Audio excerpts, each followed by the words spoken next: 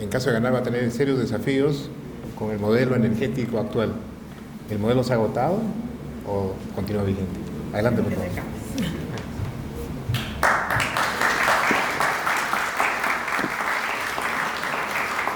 Muy buenas tardes a todos. Para mí un placer estar aquí y les traigo el saludo de Pedro Pablo Kuczynski, el presidente de Peruanos por el Cambio, que está también muy entusiasmado de ver cómo este encuentro sigue con fuerza y con vida, que Modesto siempre ha sido un gran actor y que lo hemos motivado y que, bueno, tengamos una oportunidad de conversar un poco nuestra mirada sobre el tema energético. También saludo a mi ex colega, al doctor Valdivia, con el que hemos trabajado de la mano por mucho tiempo y hay una gran amistad también. Desde la perspectiva de Peruanos por el Cambio, ya hablo también de mi propia perspectiva personal.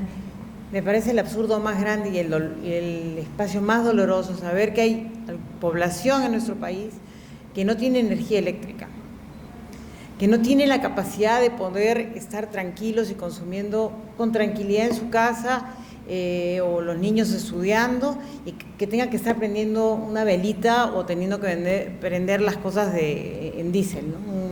Porque no pueden usar el querosene debido a que es un insumo usado en la fabricación de la cocaína.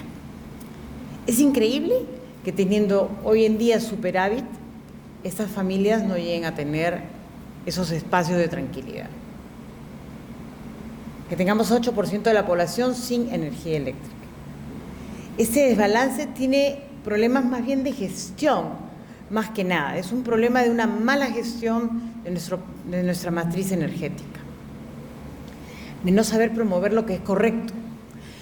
Entendemos también que obviamente todavía hoy en día vamos a seguir dependiendo de los hidrocarburos.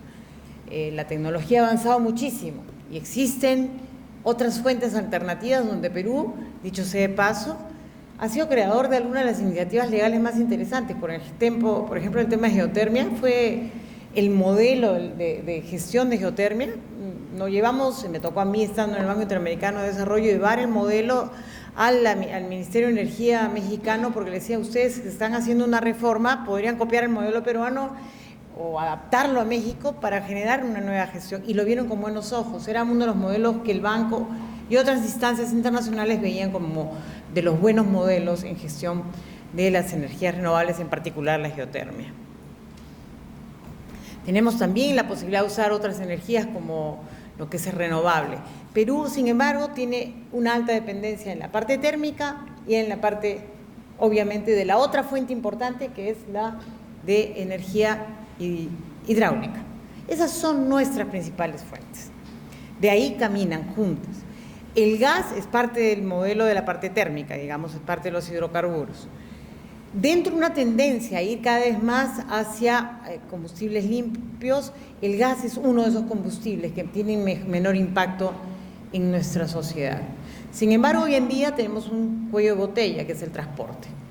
O sea, tenemos poca exploración para el desarrollo, y ahí en la poca exploración que tenemos en el área de hidrocarburos tenemos que incidir, porque obviamente si no exploramos, las posibilidades de tener más petróleo y o más gas están limitadas. Y luego el transporte, que está focalizado, como bien lo dijo Pedro, en el centro y en el sur, básicamente. Entonces no tenemos una red de gasoductos como deberíamos tener en todo el país, que nos ayudara a poder transmitir y tener el servicio en toda nuestra región. Entonces ahí tenemos un problema central a resolver, y desde la perspectiva de lo que estamos trabajando en Peruanos por el Cambio, sí tenemos lineamientos estratégicos ligados a eso. Luego está el tema eléctrico, que tiene una serie de cuellos de botella como lo que hemos planteado, y uno de los principales cuellos de botella es el tema de transmisión. Perdón, no de transmisión, sino en el tema de distribución. O sea, el tema de distribución está solamente hecho con empresas del Estado que están administradas de manera pobre. Lo veíamos cuando estaba en el gobierno que me tocó participar, en que realmente no podíamos resolver muchos de los problemas, porque todo lo que tenían para resolver eran huelgas por aumentos salariales. O sea, sus temas no estaban en cómo mejorar la gestión propiamente dicha, y había serios problemas para mejorar esa gestión. Y creo que sí, comparto lo que acaba de decir Pedro también, es que podemos tener una mejor forma de trabajar eso a través de asociaciones públicas que puedan ayudar a gestionar de mejor manera llegar a las comunidades y a la sociedad en su conjunto y tener un sistema corporativo de estas empresas para mejorar todo lo que significa el desempeño para atender a la población. O sea, nosotros, por el lado de la demanda, tenemos que reforzar la demanda y por el lado de la oferta, mejorar toda la gestión de los servicios, ¿no? Entonces, tenemos que tener entonces como líneas claves, contar con un abastecimiento energético confiable, eficiente y competitivo, promover la explotación y la diversificación de los recursos energéticos disponibles en el país y el desarrollar los recursos energéticos de manera eficiente en un marco de seguridad y desarrollo sostenible. Y hablando de desarrollo sostenible, Pedro mencionaba hace un momento de que tenemos que ir hacia una mayor eficiencia energética. Las tecnologías existen. El tema de los riesgos que él mencionaba se pueden resolver. Es claro, o sea, si a mí me dicen, señor, usted debe cambiar su forma de consumir energía, váyase a cogeneración. Sí, me digo, pero ¿y cuál es la ganancia para mí en este proceso? Yo me compro esto y tengo que pagar igual, y de repente hasta más. Pero ¿no le mostramos acaso que con la cogeneración va a ahorrar energía? Se lo podemos mostrar con su recibo de luz, por ejemplo. Muchas veces ni siquiera eso hacemos. En México, igual lo traeré a México porque he estado trabajando ahí, acabamos de lanzar un programa, y eso es lo que nosotros creemos, podemos lanzar programas similares con un banco similar a COFIDE, en el cual había una distribución de los riesgos que, en este caso era para la agricultura, el agricultor bajaba todos los riesgos en absoluto y veía los ahorros. El vendedor de energía también lo hacía, y el que era el vendedor de la tecnología para el ahorro energético también veía ganancias porque tenía asegurado el negocio y era también copartícipe del riesgo. Entonces, hay formas de hacerlo de tal manera que todos, banca de desarrollo y banca privada juntos, puedan bajar los riesgos y hacer que realmente comencemos a trabajar en eficiencia energética de verdad. La tecnología existe, simplemente es un tema de gestión económica del programa. Y es factible hacerlo, es la primera vez que se hacía en Latinoamérica, creo que le podemos pedir ayuda al BID para hacerlo de esta manera en Perú. Creo que de hecho ya tocaron puertas de la banca pública aquí en Perú, ojalá podamos realizarlo.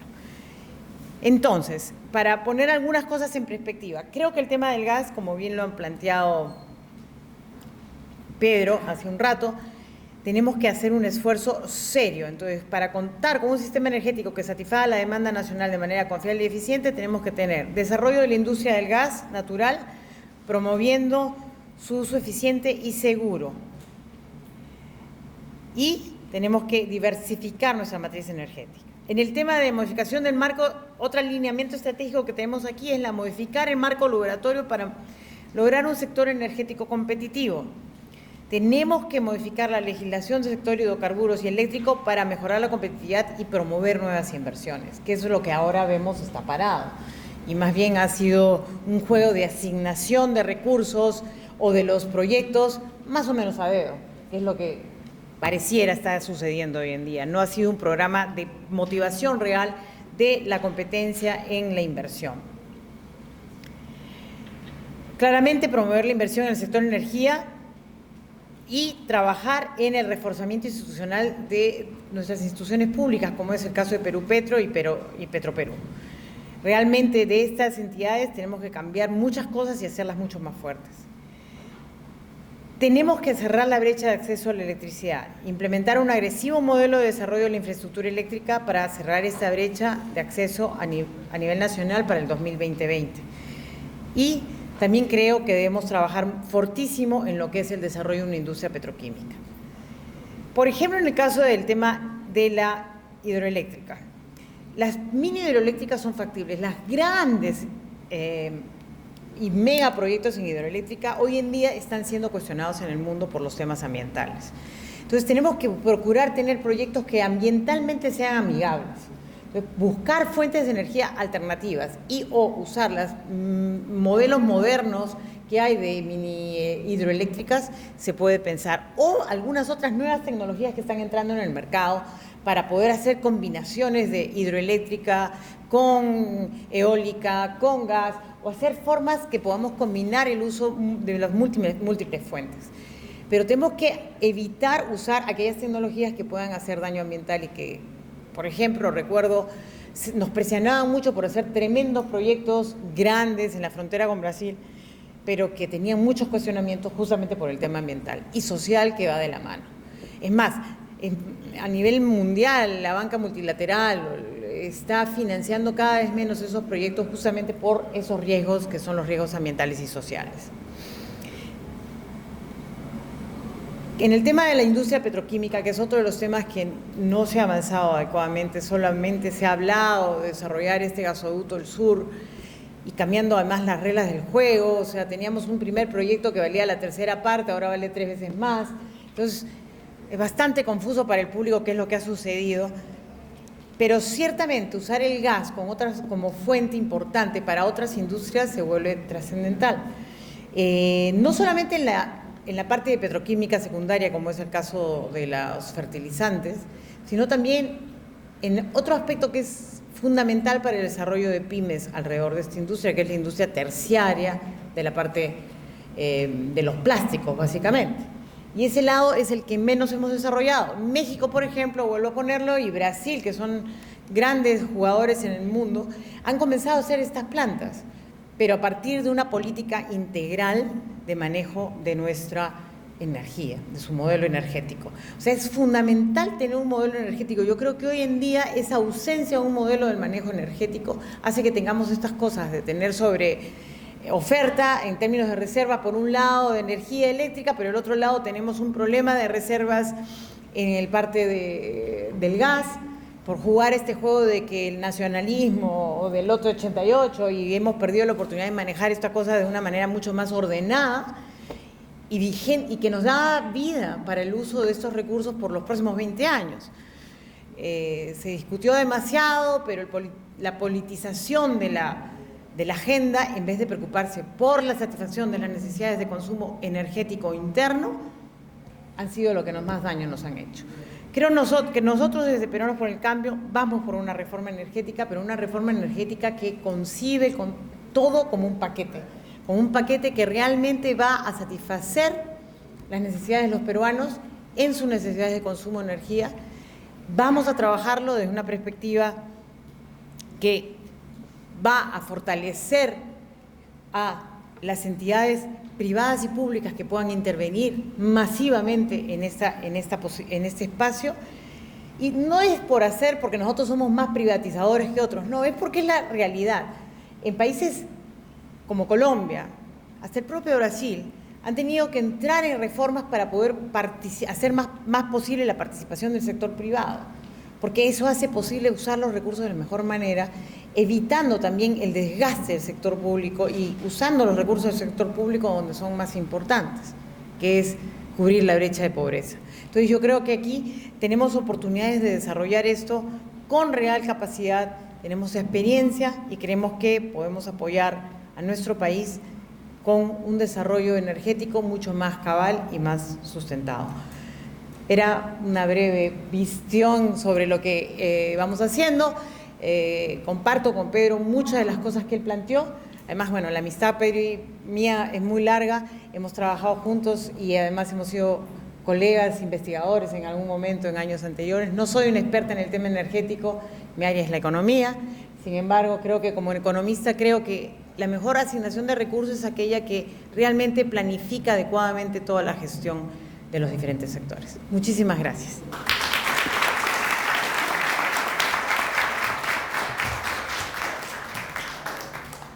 Muchas gracias, doctora Arauz. Los ponentes han enfatizado mucho en el concepto de que se requiere decisión política.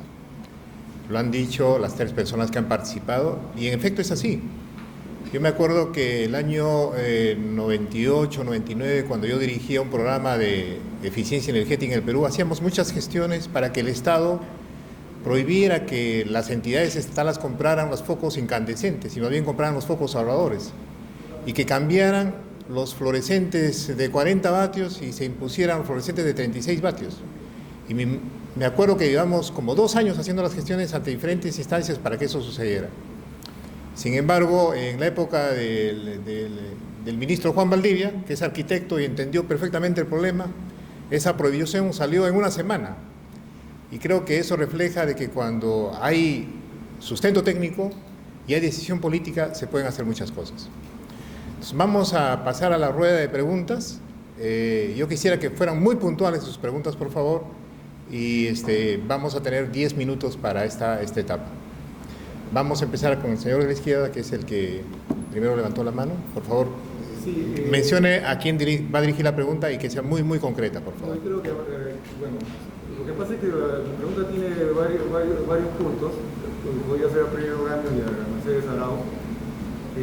Bueno, yo trabajo en la Universidad de Ingeniería y todo el tema de industria, de desarrollo, innovación, estoy trabajando en esos temas. Entonces, y el tema de banca, que usted lo mencionó, acá hay un problema muy grande, y la banca de segundo piso. Como COFIDE trabaja como banca de segundo piso y no hay banca de desarrollo en el país, todo es banca comercial. Entonces, bajo las condiciones que hay, no se desarrolla industria. Nadie, es más, las condiciones que hay sería de locos, no es ni siquiera sostenible armar una industria en esta situación. Yo no creo que alguien pueda emprender una industria bajo las condiciones que hay en el Perú. Ahora, el otro indicador de que no se consume la energía es porque no se invierte en industria. Ese es el verdadero indicador, no es cuestión de promover el consumo. Obviamente que si nosotros la infraestructura hubiera mejorado, más trenes y todo ese tema, entonces eso implicaría, hubiéramos mejorado la eficiencia en esto y la producción en algún modo se vería mejorada la producción total del país. Pero como se nota claramente, es un indicador de que el desarrollo del país no ha avanzado, la industria no ha crecido, y los temas mineros que tanto habló el ingeniero también, no estamos haciendo valor agregado. Por ejemplo, el gas de Camisea podría ser empleado para hacer hierro esponja, como lo hace Venezuela, y no lo empleamos. Y más bien lo queremos vender el gas como tal, en lugar de hacer hierro esponja, donde en lugar de exportar nuestros materiales exportarlo como piedritas, en realidad como un contenido de hierro, debíamos exportarlo más bien como hierro esponja, y con eso ya el precio también se elevaría mucho más, ¿no? Muchas gracias, señor.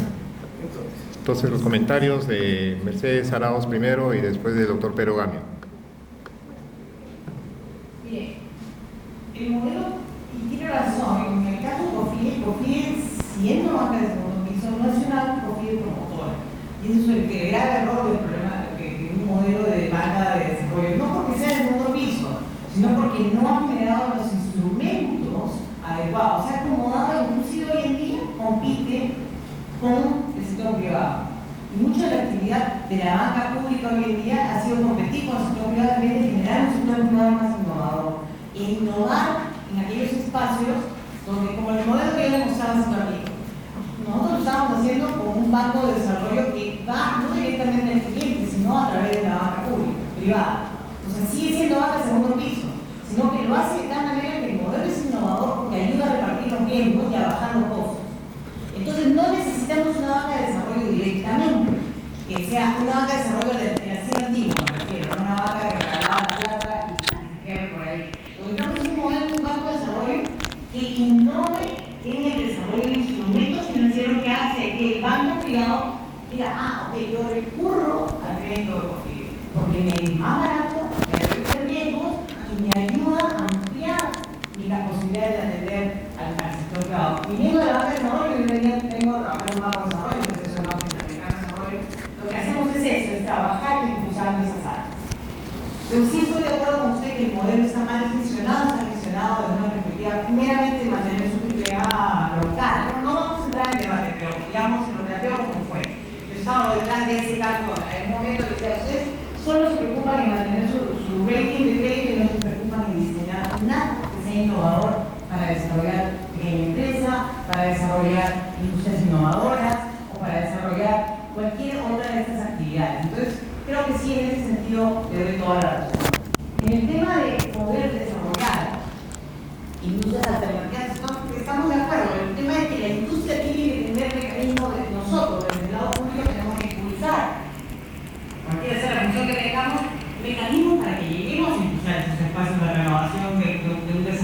productivo e innovador. O sea, no basta con declarar un plan grande de desarrollo productivo, sino tenemos que darle las herramientas y la legislación adecuada para que estas industrias se desarrollen. Hoy en día todavía no lo hemos hecho. Lo hemos hecho, a muchas industrias han comenzado a surgir de modo más bien espontáneo. Alrededor de la propia minería se ha desarrollado todo un esquema de servicios. Sin embargo, por ejemplo, en este gobierno se prohibió todo el tema, habiendo generado una industria nueva de servicios tecnológicos, se ha prohibido la exportación de servicios prácticamente. ¿Por qué? Porque no lo quieren, a pesar de que está reconocido en su tratado de comercio como una exportación, no quieren darle el beneficio de ser reconocido como una exportación. ¿Cuántos ingenieros de acá podrían estar exportando? Alrededor de una industria, en la industria de servicios tecnológicos, mucho más cosas al exterior y ahorrarse ese extra impuesto que le ponen. No lo quisieron aprobar en este Congreso, básicamente porque no lo hicieron algunos miembros del gobierno. Entonces ahí tenemos un tema de dónde podemos corregir esas fallas que alteran la posibilidad de desarrollar más industria. Con respecto a la petroquímica, si desarrollamos la petroquímica del metano, podemos tener 6 veces más ingresos que lo que se obtiene del gas como materia prima. Pero ocurrió un hecho que nadie pudo prever, que es que el shale gas, el gas de esquisto en los Estados Unidos iba a revolucionar el mapa energético mundial. Entonces, nosotros lo que tenemos que hacer es tener un equipo de gobierno, país, que sea capaz de, frente a estos hechos que, salvo que sean en una bola de cristal, nadie los podía asegurar, inmediatamente responder. Se optó por reservar una cantidad de gas para la petroquímica. Y hoy, lamentablemente, es una decisión de este gobierno, se está haciendo que esa reserva de gas vaya para más generación térmica eléctrica. Es un grave error, cuando lo que se tiene que hacer es ver el mecanismo para que el precio del gas para uso en petroquímica sea promocional, para que cierren los números y de una vez por todas en el próximo quinquenio hacer realidad la petroquímica del metano en el Perú. Pero no, se está dejando el business as usual, que las cosas caigan por su propio peso, y ya hoy tenemos una pelea de varios privados, los que no han completado su cuota de gas en Chilca, más un operador nuevo que está pidiendo kilos de gas. Y como el Estado no toma una decisión de una lógica de planeamiento, de decir le conviene al país la petroquímica, obviamente que le conviene. Y tenemos el gas suficiente para desarrollar la petroquímica del metano, lo que nos permitiría producir nitratos de amonio, nos permitiría producir urea, nos permitiría darle valor agregado a un recurso no renovable. Esa falta de decisión en petroquímica, justamente, paradójicamente, del gobierno nacional. Entonces,